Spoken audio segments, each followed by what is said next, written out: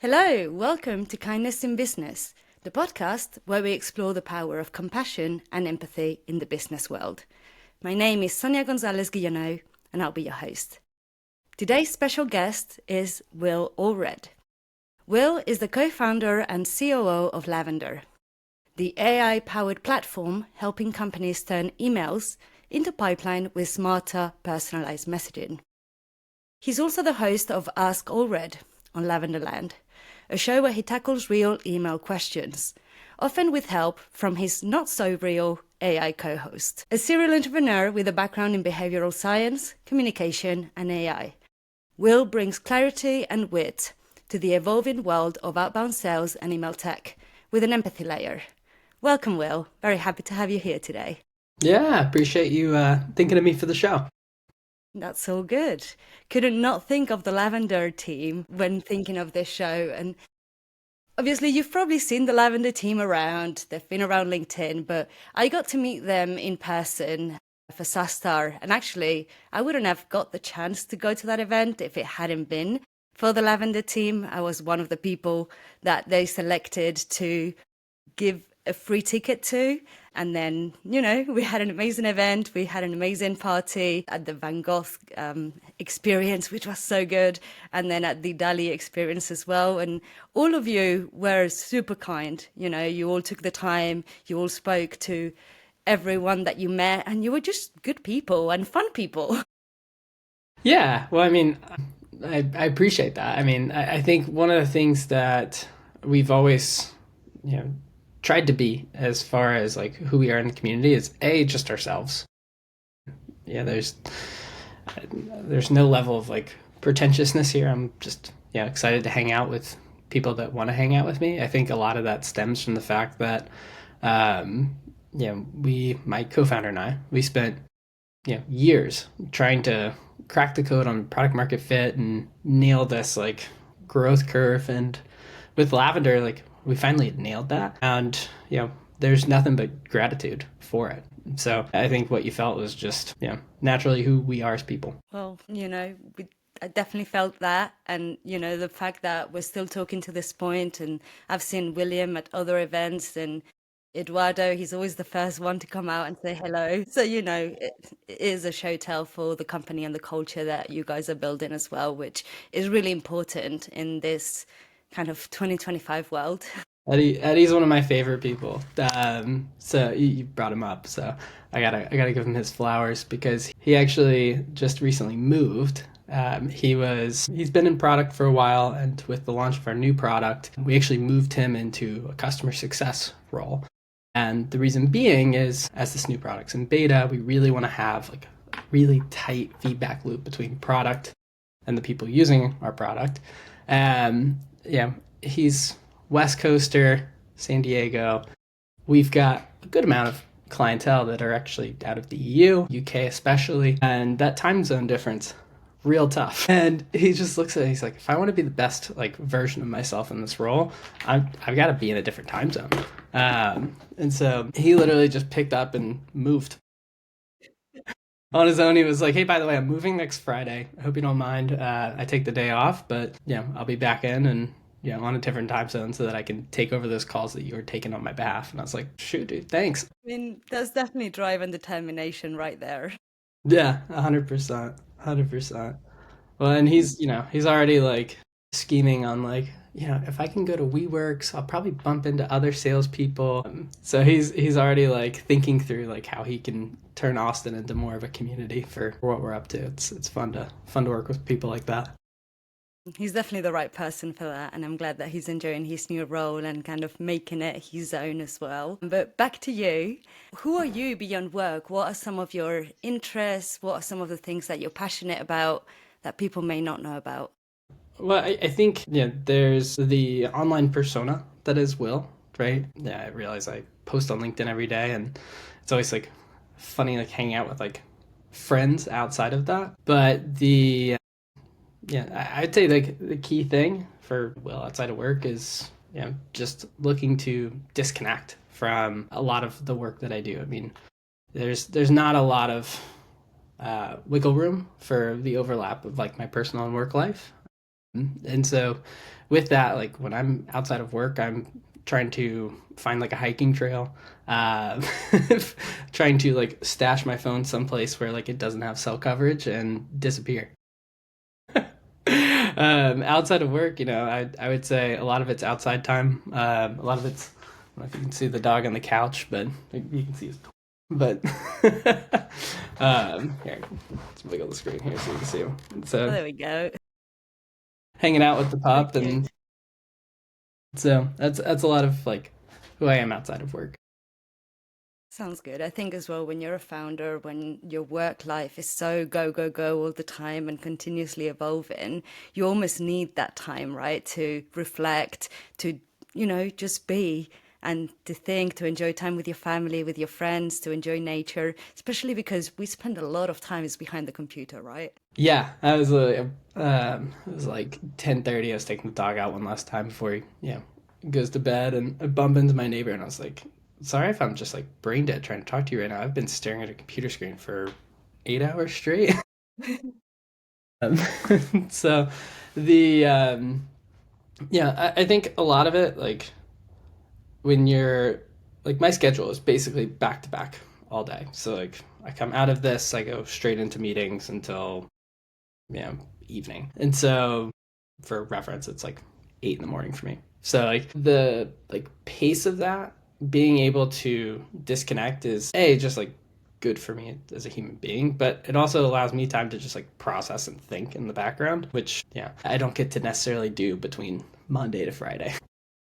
And that makes total sense. And first of all, thank you for taking the time to be on this podcast Yeah, of and have course. this conversation. And the second thing is I think what you've said and the disconnecting part is almost that element of being kind to yourself, right? And like making time for it, as difficult as it may be. So that links in very nicely with my next question for you, which is what does kindness in business mean to you personally and professionally? Yeah, so I think there's like a right balance because like you can always overswing the pendulum and go down this path that's not necessarily helpful to the business, but like almost like too helpful to like other people. And then there's this like middle ground where you're finding things that serve the business, but also serve the people that surround the business.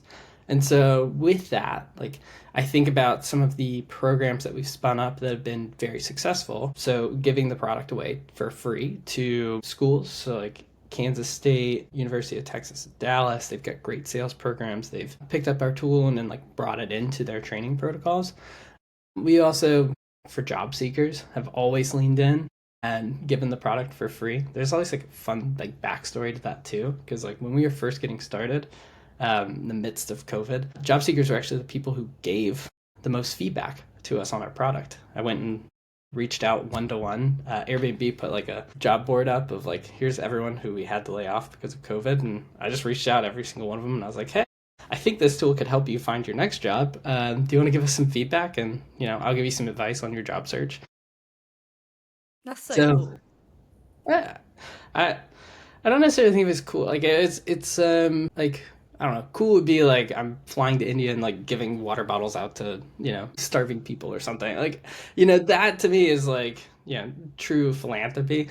This I recognize there's like a self-serving motion that's part of it, right? Which makes it sustainable and makes it something that can be a part of the company culture. But overall, like we've always gone back to this underpinning belief that you know I'm going to misquote there's a biblical verse about it, but like the concept being like don't over fret about the concept of like giving back because like eventually you will sow seeds that will come back and be fruitful for you. And so that's just like ingrained in who we are as a culture. It's our number one like value as a company is just like give first, ask questions later. That's a really good value to have. And, when you've got those values as a company, employees tend to adhere to them or think about them in their day to day, right? And how they can implement them. And when you're already thinking about others first, it makes you, first of all, a better seller, a better individual, but it also makes you understand that, everyone comes from different walks of life, everyone comes from different paths, and we are privileged in a lot of ways just by the fact of having a job, just by the fact of being able to do what we do. And there are people out there that don't have that chance right now. And there is a lot that can be done to even help 1, 2, 10, 15, 20 people, right? But if you're not even thinking about that, you're not going to be making the same impact. Yeah, I think a lot of that is it comes back to like what is sustainable as far as like giving back versus what is a flash in the pan and won't become habitualized. So, like, as we started to do these things, we started to recognize the downstream effects, which then reinforce like the aspect of like we should absolutely be doing this. But there was this like initial moment of like you just had to take a leap of faith, right? Like putting loads of content on the internet, right? Like there's a leap of faith that eventually this will pay off. Like yeah, you do the first like several posts and it's like, oh, I got like one download today because I posted on LinkedIn. That's obviously changed for the better, but like those things take time and they have to build upon themselves before you ever truly see the feedback loop. And so if there's a belief from the top that like if you do these things, good things will come back into the fold, you can eventually build like something that's more sustainable and self-fulfilling. Yeah, absolutely. And you can also build that trust and credibility, right? Because the more you do it and the more consistent you are with it, the more people associate you with it as well, right? So if they start off by enjoying your content for free, at some point down the line, they might eventually turn into customers or advocates or, representatives of the company in other ways. That's fair, and I think that's obviously a like back to that like making it sustainable as a benefit, but like yeah, fundamentally like I can yeah hang a hat on being like we changed how people thought about email as a prospecting channel and like helped people correct the balance of like spray and pray marketing style emails for sellers. Like that to me is like a bigger goal, and like if our content is the thing that makes that like change on a problem, like yeah, the product will hopefully rise with the rising tide, but like there's a bigger picture that is much more exciting and like fulfilling as a founder. That's the impact that you look for when you're founding a company. Hmm. Now, as a person, you can only have a certain impact, but the impact of the tool used by thousands of people, it's huge. And you get to see that every day, and you get to see that with every iteration. One of the questions I have for you is, how do you train or encourage your team to lead with empathy in their sales or customer interactions? We mentioned that it's part of the culture, but Yeah. how do you train that? I've always taken the belief that like you just encourage the right things, and if somebody does something that feels short-sighted, give them the freedom to say like, hey, next time like you don't have to think about it that way. We're not gonna lose sleep over the fact that you gave this person free access to the platform. Like that will be okay, right? Or the fact that you thought about this like really just like interesting opportunity. We call it like make a magic moment, right? We got like the email wizard theme, so we're like, yeah, it's okay. Like if you find an opportunity to make a magic moment, lean into it. Like we're gonna encourage that and be happy with that as you as people within the company. So there's always like random things that like pop up that you're like, what if we did that? And you're like, yeah, we could probably pull that off. One that I was trying to the other day is somebody from Egypt reached out to me and made a comment about like I would love like a lavender hat, and I was like, could we make that happen? We like looked into it. I was like a little too much from a logistical standpoint. I was like, there's probably a better way to do this, but like now it's like sitting in the back of my head, and I'm like, yeah, it bothers me that we couldn't do that, right? Those are like the kinds of things that like I think about as a culture that we try to encourage, and even tell the folks who work here, like the fact that we couldn't do it, like should be like looked down on, not like it's okay, let's move on. I like that. And I like what you mentioned before because I think it actually provides people with a safe space, right? Where in order to evolve, in order to do new things, sometimes you have to fail, sometimes you have to make mistakes. And every single person that we know has made a mistake in one way or another, right? But when you've got that space, usually something good can come from making mistakes because it means you're trying something, right? Yeah, Depending on well, the situation.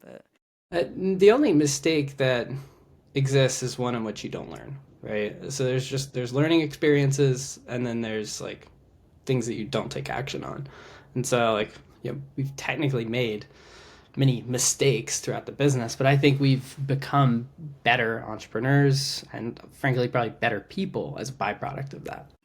yeah, no, I agree. Going with this theme, and this is the last question in the kindness in business area of this podcast, what is one piece of advice that you'd give to someone trying to lead their business with more heart and humanity? It's a very like broad notion of what it means to lead with heart and humanity. And so I would start there, which is it doesn't mean the same thing for everyone.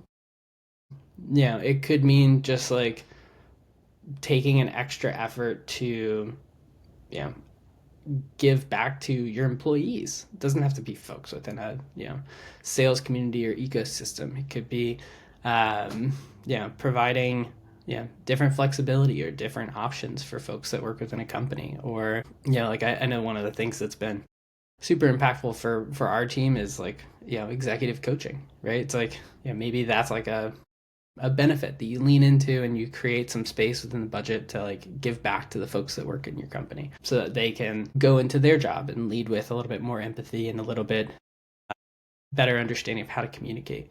Most of those like moments of, how do you like give and love within a work standpoint, like I really feel most of them come back to just like communicating effectively. And so if the intentionality is there and you take the time, energy, and effort to become a better communicator, a lot of the feelings that you're describing that you want to evoke amongst the folks within your inner circle as well as outer circle become much more possible, right? Like, it's totally reasonable to disagree, still commit to things, right? It's totally reasonable to go in, have conversations that are hard and leave in a, mutual understanding and like in a place where like, you're still not like enemies, right? And so like, I think that's like a huge piece of like what you're describing. I also think there's the piece of like, sometimes like there's no financial reason for why you're going to do something. It's just the right thing to do. And you've got to trust on the other side that things will work out for the long haul. It's typically some more longer term thinking that has to be applied to get there. But yeah, it's a broad concept. And so I think recognizing that there's so many different angles and aspects that you could approach this idea of kindness from, that would be where I'd start. I think you've made some very valuable points and you've given a lot of different nuggets that can be helpful to people that are trying to lead a little bit more with empathy and with their heart, And for different people, it would look in different ways, right? So I think at the end of the day, it's just about understanding, having that self-awareness, but also wanting to be even 1% better each day. And part of that also comes with understanding and getting to know your team, right? Because again, everyone's different and everyone has different needs. But I think that's a very nice way to conclude this part of kindness in business. And now we'll go into the sales development and AI portion. And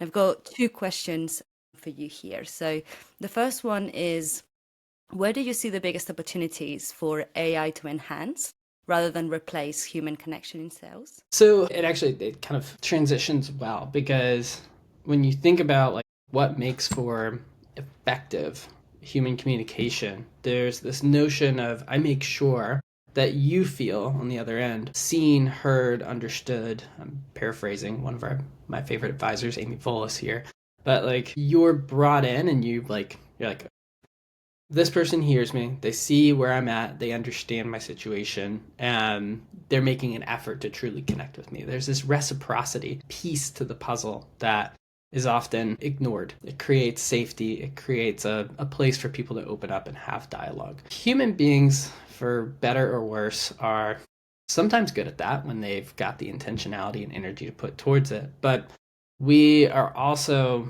a like resource constrained, sometimes myopic, and like we can have moments where we falter in that.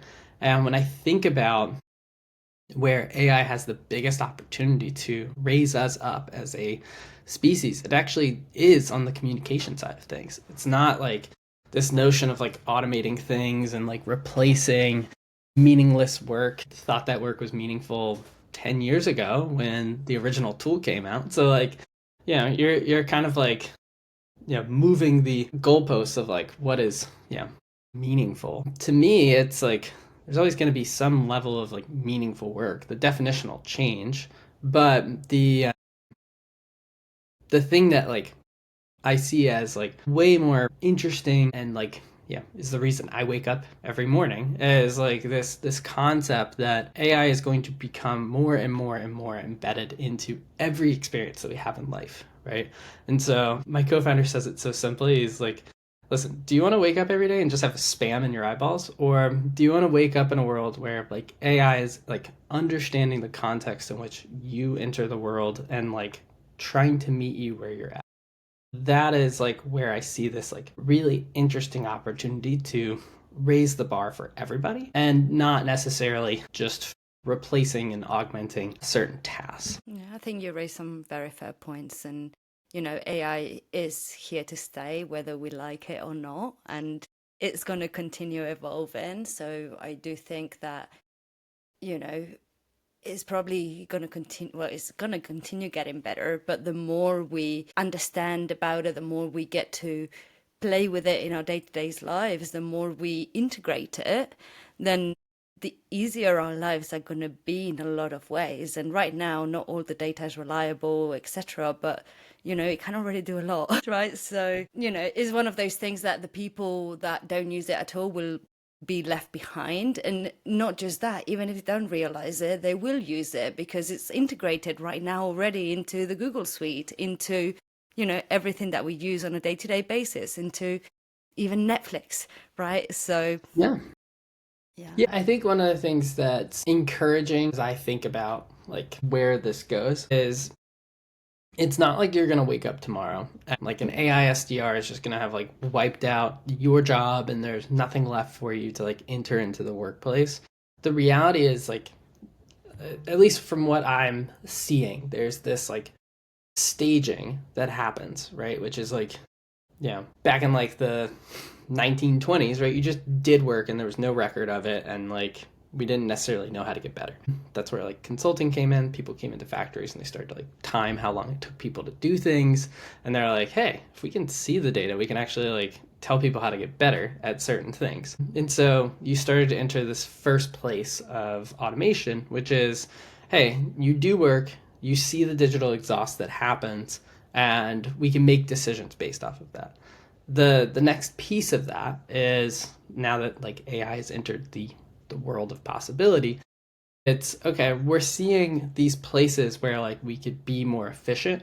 Now let's insert AI into different parts of the workflow to augment and assist the human as they do the work, right? And so those are the co-pilots that became super popular from 2020 to 2022. Then you saw like, okay, the co-pilot's kind of just doing the same thing on repeat. Why don't we turn this into an augmented workflow? And so that's where you got this idea of like agents, right? Agents being, mechanisms of like, I know this goes in here, I prompt this, I get this on the output, delivers. Now, that's like a very like narrow application band. The next stage of that is, agentic, which means like the system is pulling in multiple work streams, coordinating them on their own, and like doing truly human quality level work. And the human being just happens to be like on the sideline being like, oh yeah, you're going in the right direction, right? Or, oh, I'm learning something net new from you. Which when you think about 1, 2, 3, 4, right? And you start to combine multiple jobs within 4 and like 4 gets more and more sophisticated, that job starts to be replaced, right? But there's other pieces of work that are now becoming entry level because like things that were 1 are now moving into 2. And a good example of this would be like enterprise selling. A good example of this would be like just truly being an AE, right? And so like, yes, like some of these aspects of top of funnel are becoming more and more automated, and like there's still room in for human being activity within that. So I'm not saying that's like being fully ripped and replaced, but what I'm saying is like there's other roles now that become entry level because of the introduction of AI into those roles, where people can embed themselves much more effectively and much more easily. Now, the key there is like you just have to understand how to use these tools. You have to understand how to make them your own, but it's incumbent upon the folks that provide the tooling and the software and the scaffolding that like allows people to do their jobs these days, that like they are thinking about tooling in this way. They're thinking about, how do I bring this to the forefront so that there's not some like weird disparity of like job replacement. Because like what'll happen inevitably is AI enters the like work stream. It makes sellers more efficient, right? By proxy of making sellers more efficient, if I've got a territory of 1,000 accounts to reach, well, most likely I don't need as many sellers to go reach those 1,000 accounts, right? So I can remove some sellers from the balance sheet. I can do the same work more efficiently, right? That's what terrifies people. Now, what like folks don't necessarily think about is what happens after that, right? So now the business is more profitable, the business is growing, and so the business starts investing in new avenues of growth, right? Those new avenues of growth unlock additional needs for more capacity, for more people, and those people might be at a different talent set or a different role, right? Like not traditional entry, but the reality is there's new tooling that comes into place that makes those things more accessible. And so in the long haul, like the pie just gets bigger. And so we get terrified by this notion of like we're in a zero-sum game, right? But the reality is like efficiency leads to growth, leads to new opportunities. Like overall, like it will be fine. It'll just be rapid moments of cyclical disruption that like we have to get used to dealing with change, which is not everybody's favorite thing. But I think if folks are decent at communicating what's going on and talking about that change and like encouraging adaptability in the right ways, we'll all be better off. Yeah, I think you've given us a different way of thinking about it, right? And looking at the situation, and hopefully it does inspire a lot of people to think about it in a more positive way. At the same time, though, what you're saying is very true, and change is the only constant in life, right? So you either get on board or at some point it will hit you in the face, right? And life has evolved and changed throughout history all the time, is constantly ongoing. So yeah, we just need to adapt to that. Yeah, well, and I think that change is going to start happening faster, right? And that's where you're going to find a like two camps of people within this. And like so like before we launched Lavender, we were building Sorter, which was a psychology based marketing platform. We did a ton of work with personality science, and like what you'll find there's like two core like types of traits, right? So like there's big five personality traits. You've got like openness to new experiences, extroversion, which everybody's familiar with, like neuroticism. I can go down the list, but like what's important is they really coordinate on like a plane of two. You've got plasticity, stability. Like, yeah, my desire for orderliness and is like a stability trait, right? Where on the flip side, my high extroversion, my high openness to new experiences, those are plasticity traits, right? Where like I'm wired for change, and as a byproduct, also low on neuroticism, so it becomes a like plasticity trait, not a stability trait. Versus like folks who might lean a little bit higher on neuroticism. Neuroticism, by the way, is a like terrible word for a personality trait. The reality is like people who have higher levels of neuroticism have much better short-term memory. They're much more intentional and thoughtful in like short-term decision making. So like there's not like bad things that come from that. Obviously there's like anxiety that comes from it, but like know that there's pros that are on the flip side. So I always like have to like I always like hate that term because I'm like there's like rudeness behind that. Nobody wants to be neurotic, but the reality is there are benefits. There's a reason that trait exists. But I went down that rabbit hole. But the thing that I wanted to like say with that is like, yeah, some folks are more wired for plasticity. Some folks are more wired for stability. It's good to just like recognize in these moments of like more and more rapid change, like I don't know, like Sonia, you might be like more like stable minded, and like it's important for me to recognize that when I'm communicating with you and like being empathetic to that fact. By the way, I'm just making up traits. I don't know if you actually fall in that camp, but like the point being is like, I'm like communicating change and I need you to catch up, right? It's important for me to have that empathetic response to like, okay, I hear where you're at. I see where you're going with this. Like, here's how like I need you to catch up, right? Because things are moving and like otherwise, yeah, there's going to be negative consequences. And so like that to me, I think is going to be really key as we're helping folks navigate this change. It's just like the level of thoughtfulness that goes into each of those communications. Now, like if somebody took that same level of thoughtfulness and like trying to talk to me, like I'm sure I'd appreciate it. Like I'd be like, oh, this person's very nice. But like I saw a meme the other day of like what it's like to have ADD and like talk to somebody on the other side where you already get the gist of what they're talking about, and it's like some dude like planking. And he's like, yeah, it's like terrible. That's like how my brain works. So like I'm sitting there, I'm like, yeah, I get it. It's fine. Like ready to move. And so like there's like ways to communicate with folks where like, yeah, they're just better wired. Back to the point of like where I see AI being massively beneficial tool is helping us navigate those communicational differences. Absolutely, I agree. And also about setting expectations, right? Because in that communication, expectation setting is really key for people to understand where they need to be at and how can they work towards that.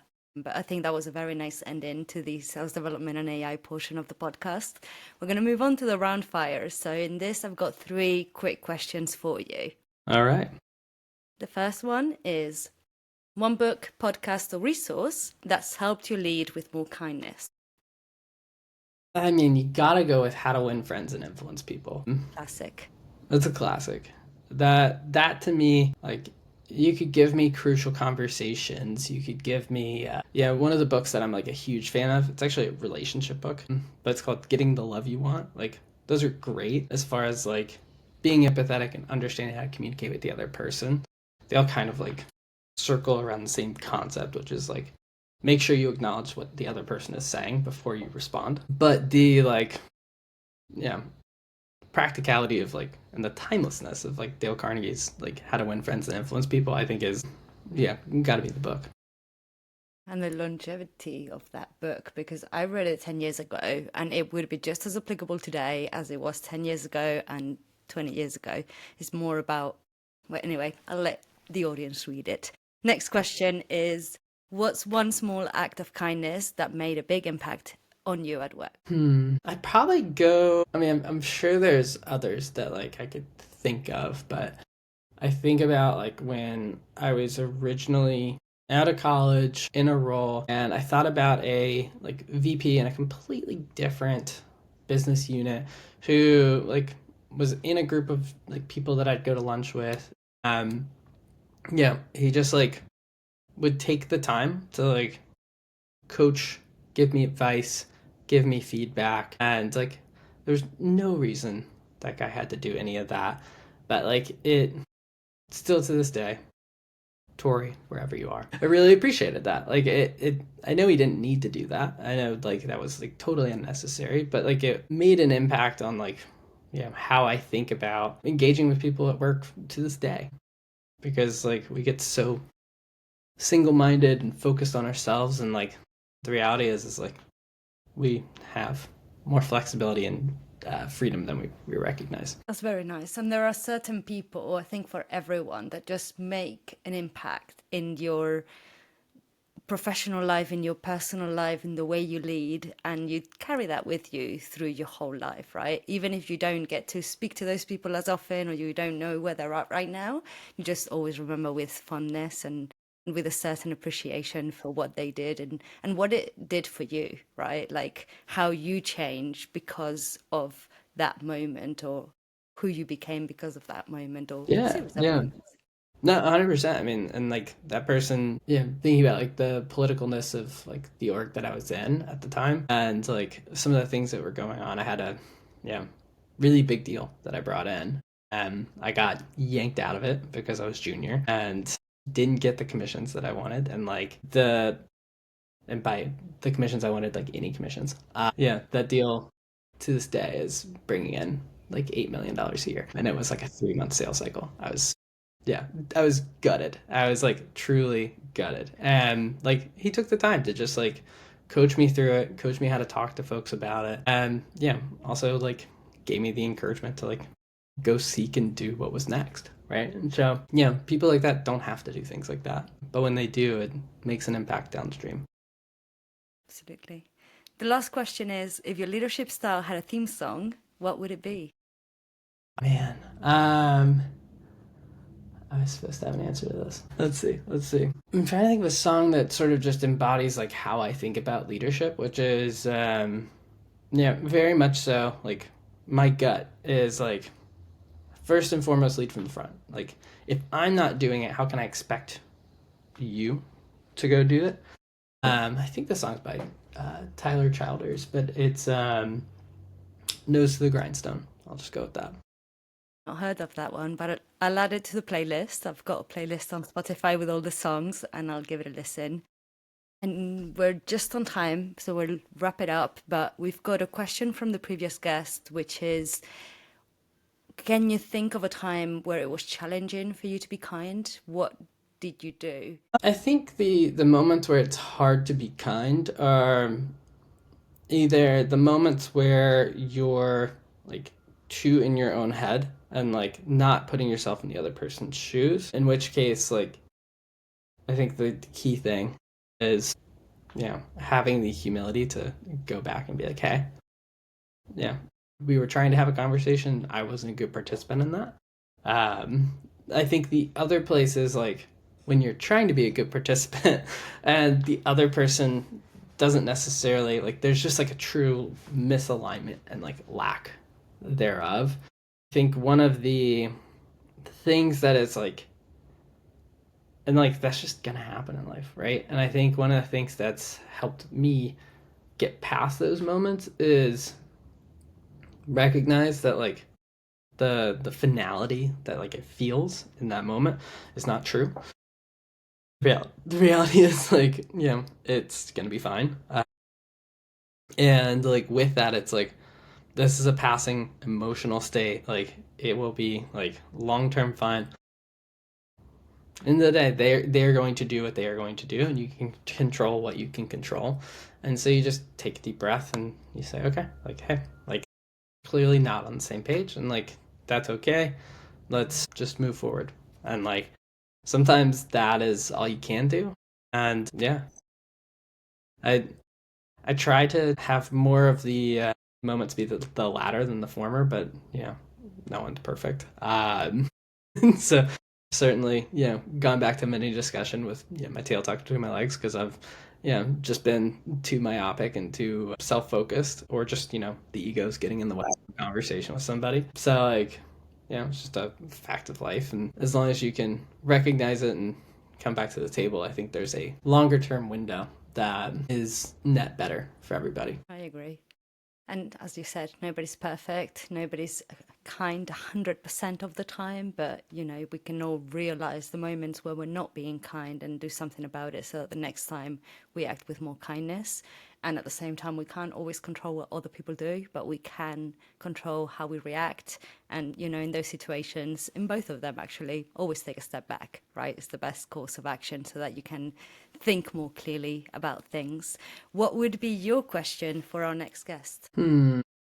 I'll keep on the theme of this like kindness train, and I'll ask a two-part question, which is when was there an opportunity for kindness in your business that required some long-term thinking and you made the bet on that kindness? And then the follow-up question to that is when was there a moment for kindness in the business and you made the tough decision to not lean in on that? Very interesting questions. Just to finalize, which two people should I speak to next? Who do you nominate? Oh, I would think we stick with the sales tech world. You got to go with the CEOs of Alicio and SendSpark. I will reach out. So thank you so much, Will. It's been a pleasure talking to you. Thank you so much to everyone listening or watching. It's been a pleasure to have you, and we'll see you next week with another episode. Awesome. Thanks, Sonia. Thank you.